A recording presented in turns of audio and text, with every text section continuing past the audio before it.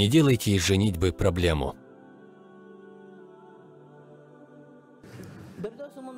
Один мой друг говорит: я хочу жениться, но у меня нет денег. Хочу попросить у родственников. А если они тоже не смогут дать, можно ли мне взять кредит? Однозначно нельзя, не бери кредит, это харам. Возьми деньги в долг и женись, потом отдашь долг. Не начинай свою жизнь с харама. Свадьба – это сунна. Ты ведь не хочешь совершить сунну с помощью харама? Что будет с теми детьми, которые родятся у тебя после этого? Тогда вообще лучше не проводить свадьбу. Просто позови кого-нибудь, молодой из аила, позови 2 бабушек и дедушек для свидетелей, зарежь одного петуха, выщипай его, положи в воду и приготовь 1 казан шорпо. И все. Заплати молодо 50 сом за никах. Этого достаточно. Всего-то 1 петух и 50 сом. Что еще надо? А махар можешь и потом отдать, когда заработаешь денег. Это называется махар муаджаль. Пусть каждый из вас придет со своими вещами, так и начните жить. А к тому времени, когда ваши вещи состарятся, вы уже разбогатеете, иншаллах. Пропитание одного человека хватит и на 2. Пускай твоя жена даже хлеб с собой не приносит. Пусть приходит только с вещами. Достаточно того, что ты разделишь свою лепешку на 2, и все. Добавишь в суп побольше воды, и супа у тебя станет больше. Зачем вы усложняете себе жизнь, я не понимаю. Жизнь, она легкая. Пока ты заработаешь, купишь дом, машину, сделаешь карьеру, будет поздно уже жениться. Это касается и женщин в том числе.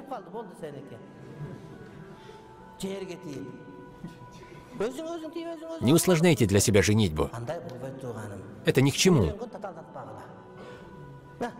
Вот, к примеру, к одному моему знакомому пришел мусульманин сватать его сестру. Знакомый мой спросил: ты будешь проводить свадьбу? А тот сказал: у меня ничего нет.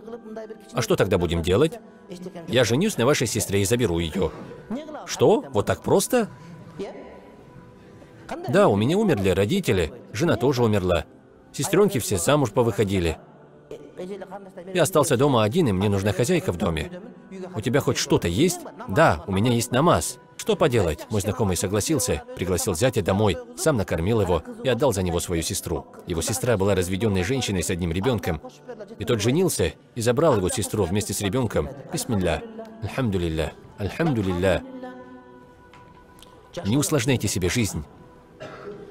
Поклоняйтесь Аллаху, делайте намазы и облегчайте свою жизнь. Зачем себя мучить? Разве ты был создан для того, чтобы мучиться? Нужно страдать ради более важных вещей. Ради поклонения, ради хороших дел, ради знаний. Вот в чем нужно соревноваться. Не нужно соревноваться в проведении свадеб и брать ради этого кредит. Даже в долг советую не брать. Женись просто так. Каждый из вас пусть принесет свою постель.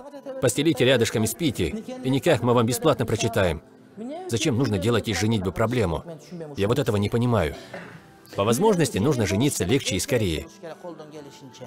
Чем раньше вы женитесь, тем больше привыкнете друг к другу, и потом уже будет трудно развестись.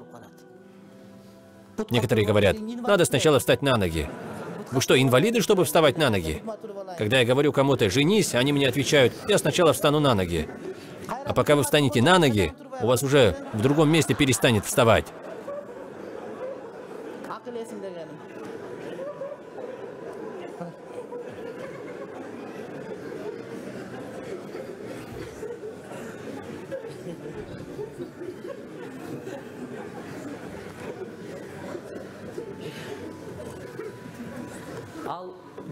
Вы сейчас смеетесь, но это чистая правда.